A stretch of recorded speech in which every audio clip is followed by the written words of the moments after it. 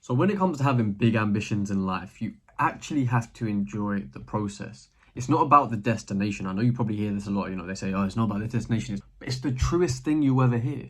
Because at the end of the day, bro, if you're on an uncomfortable train, the seat's on fire, there's smoke in the air, but you're like, oh, I just want to get to the destination. But there's a train out there with comfy seats.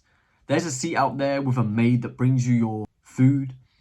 And you genuinely enjoy being on that train, no matter if you was getting to the destination or not, why not pick that journey? And that's what you can do in life. See, there's a pursuit, there's something out there for you that you will actually enjoy doing day to day. That you're not going to be waking up dreading, being like, oh, I have to go do this task. You're going to want to wake up, do that task because it fulfills you. Whereas if you're doing something just purely for the destination, you're going to be hurting on the journey. You're going to be miserable. You're not going to be fulfilled because you're relying that when you get that goal, which is presumably money, most of the time the destination is a lot of money, you're going to get there and you're going to realize, damn, this money didn't make me happy. It's what you do day to day. It's what you're doing hour to hour. It's the task that you're completing. Do you actually enjoy doing the work? Are you on the train that is on fire? Are you on the train that your seat is hurting you? Or are you going to choose the train that is nice, it's comfortable? Sure, there might be some turbulence, there might still be times where you struggle, but that's part of life, that's part of any journey. But you're going to choose the one that you actually enjoy being on. Because for a while, I was on the wrong train. I was on the train that was unfulfilling, it was miserable, it was cold, and I hated my life, quite frankly. I hated the route I was going, but I was sure that the destination was going to make me happy, that finally I was going to be fulfilled once I reached my goal. And the closer I got to the goal, the more and more unfulfilled I became. The more I started wanting things, the more I started wanting more. And again, I became miserable. But now I'm on the pursuit of purpose. I'm on the pursuit of fulfillment. And the fulfillment is the journey. The fulfillment doesn't come at the end of the journey. It comes during it. It comes completing the mini tasks that add up to reaching that bigger goal. For example, if your goal is to reach 10,000 subscribers on YouTube, your fulfillment comes from the 100 subscribers, the 250 subscribers, the 500 subscribers, as opposed to just that big jump from 0 where you're at now to 10K, and then finally you're going to be happy at 10K. No, the fulfillment is the progress. Fulfillment is the journey. And you actually have to care about what you're doing for it to be fulfilling. Because if you don't actually care about what you're doing, you don't care about the task, but you're just doing it because of the end goal, the end result, for one, you're probably not actually going to achieve as much as you could if you was doing something you actually enjoyed doing. I think there's a big stigma right now around self-improvement where you shouldn't follow your passions, you should do what makes you money. But I disagree. I think to an extent, you have to be passionate about what you do to really excel and succeed at it. And of course, not everything you're going to start off passionate. Sometimes your passion grows. But I believe there's something inside of us that is etching to get out. It's a gift, something we naturally have, a natural talent that we want to give to the world. And that's what you should be pursuing.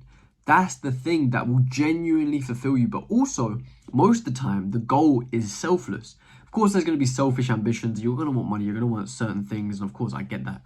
But the actual reason, the why behind it is more than just yourself. It's to help others.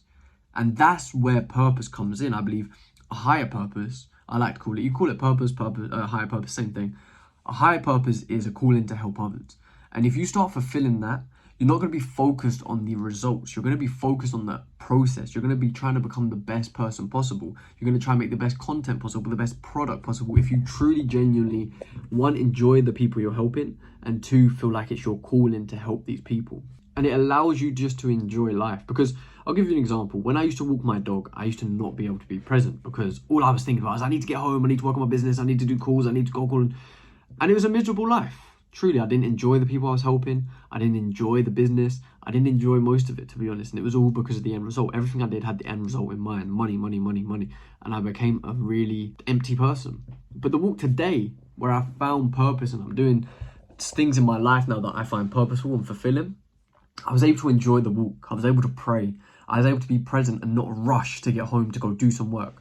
I was able to take life at my own pace and enjoy what God's given me, the gift of life. And it's such a contrast to where I was a few months ago, where I was literally dragging my dog to get home to go work on my business. And sometimes I wouldn't even. It was just the anxiety, the stress. And I would come home, go on my phone, eat food. And I wouldn't always be doing the most work I could be. Whereas doing this work, I feel fulfilled. So chase fulfillment, chase the journey, not the end result. And the best way to find out, okay, what is going to fulfill me? Like, what do I actually want to do? Clarity. Sit down on your own for a bit. Ask God to tell you what you need to do. Ask God for guidance. And the best way to connect with God is through fasting and prayer. Because through fasting and prayer, you're able to connect to the divine a lot easier. It's very easy to get signals and get signs from the Lord of what your next move should be. And that's what I did personally. I fasted and I prayed, and I asked God to show me the direction I'm meant to go and what am I meant to do in my life, because I'm lost. And I asked him to give me a definite answer. I didn't want to be confused. I wanted confirmation, and I wanted to know that whatever I did next was my purpose. And he told me to make a YouTube channel, go help people that way, and told me to stop chasing money and start chasing fulfillment. So that's where my mindset shifted, and now everything I do in my life, I want it to revolve around fulfillment, not around the end result of the world, like money. Mainly it's money. Most of the time it's money. And for me, it was money. So stop pursuing money and start pursuing God and fulfilling my purpose. And it takes time to find your purpose. You may not find it straight away, but be patient, pray, fast, and that purpose will come to you. And believe me, it is a lot more fulfilling than just living for the end result. Live for the journey, not the prize.